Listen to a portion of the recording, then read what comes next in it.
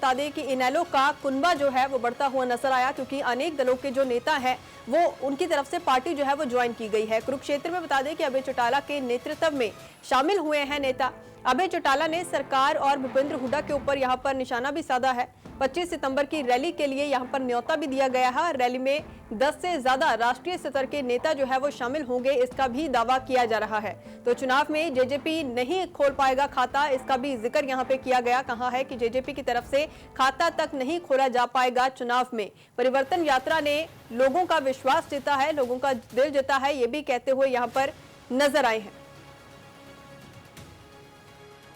बारी कुछ बोलने की कहने की जरूरत नहीं है, कल मैंने बता दी सारी। मामन खान अगर दोषी है तो फिर उसके खिलाफ सख्त कार्रवाई होनी चाहिए। अगर मामन खान निर्दोष है तो उसको जबरदस्ती फंसाना भी नहीं चाहिए। खेल मंत्री तुम्हारे जिले का है, तुम्हें उसके खिलाफ खड़े होना चाहिए, तुम्हारी बड़ी जिम्मेवारी बनती है। अगर तुम्हारा मंत्री किसी बहन बेटी की इज्जत से खिलवाड़ करने की कोशिश करे तो जहां हम अपनी जिम्मेवारी निभा रहे हैं वहां आपको, मीडिया को भी, आपको भी निभाना है। इस वक्त हमारे साथ फोन लाइन के ऊपर जुड़ रहे हैं विनोद, क्या कुछ आपके पास जानकारी, क्योंकि यहाँ पर सीधे तौर के ऊपर निशाने भी साधे गए हैं और कुनबा भी बढ़ता हुआ नजर आया इनेलो का।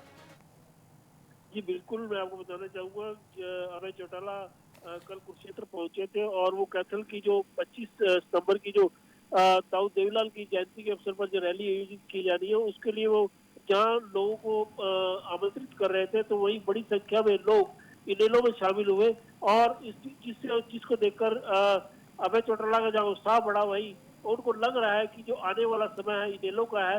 और उन्होंने खुलकर जो मुख्यमंत्री ऊपर जहाँ हमले बोले हो रही, उन्होंने पूर्व मुख्यमंत्री भूपेंद्र सिंह हुड्डा पर भी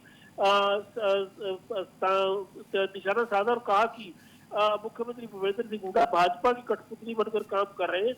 और साथ ही क्योंकि जो जननायक जनता पार्टी जो भारतीय जनता पार्टी की सहयोगी है, और उसके बारे में भी कहा कि वो आने वाले इलेक्शन में उनका खाता भी नहीं खुलेगा। जी जी बिल्कुल, ठीक है विनोद, धन्यवाद सारी जानकारी के लिए। तो यहाँ पर सीधे तौर के ऊपर निशाने साधे गए हैं, कुनबा बढ़ता हुआ नजर आया, क्योंकि बता दें कि यहाँ पर अभय चौटाला की मौजूदगी में जो कई नेता हैं पार्टी में शामिल हुए हैं। बता दें कि इनेलो का कुनबा जो है वो बढ़ता हुआ नजर आया, क्योंकि अनेक दलों के जो नेता हैं वो उनकी तरफ से पार्टी जो है वो ज्वाइन की गई है। कुरुक्षेत्र में बता दें कि अभय चौटाला के नेतृत्व में शामिल हुए हैं नेता। अभय चौटाला ने सरकार और भूपेंद्र हुड्डा के ऊपर यहाँ पर निशाना भी साधा है। 25 सितंबर की रैली के लिए यहाँ पर न्योता भी दिया गया है। रैली में 10 से ज्यादा राष्ट्रीय स्तर के नेता जो है वो शामिल होंगे, इसका भी दावा किया जा रहा है।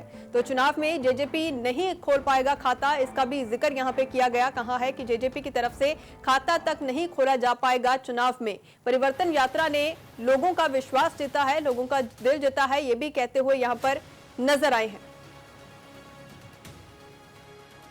बारी कुछ बोलने की कहने की जरूरत नहीं है, कल मैंने बता दी सारी।